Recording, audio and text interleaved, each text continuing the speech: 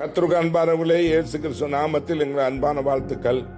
யோசுவா 6ஆம் அதிகாரம் 20வது வசனம். எக்காலங்களை ஊதுகையில் ஜனங்கள் ஆர்ப்பரித்தார்கள்.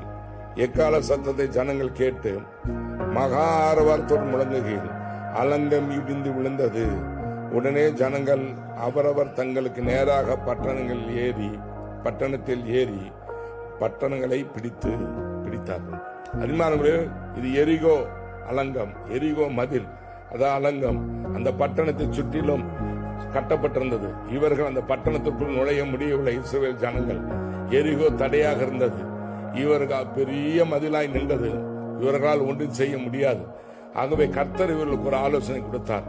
இதை சுற்றி வாங்கள், 7 நாள் சுற்றி வாங்க. 7ஆம் நாள் 7 முறை சுற்றி வந்து அதை ஆர்ப்பரியுங்கள். அலங்கத்தை சுற்றி வரும்போது ஆர்ப்பரியுங்கள், நான் அலங்கத்தை இடிந்து விட பண்ணுவேன் என்றார். அதே போல இவர்கள் அந்த அலங்கத்தை சுற்றி வந்தார்கள்.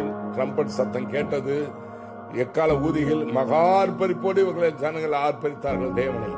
அலங்கம் இடிந்து விழுந்தது. அருமையானவர்களே, கர்த்தரை துதித்து அவரை ஆராதிக்கும் பொழுது, அவர் ஆர்ப்பரிக்கும் பொழுது உங்களுடைய எரிகோ போன்ற பிரச்சனைகள், எரிகோ போன்ற தொல்லைகள், உங்களை பயமுறுத்தி நின்ற பிரச்சனைகள், மலை போல நிற்கிற காரியங்கள், எத்தனையோ வருஷமான பிரச்சனை இன்றைக்கு உங்களுக்கு முன்பாக இடிந்து விழுந்தது.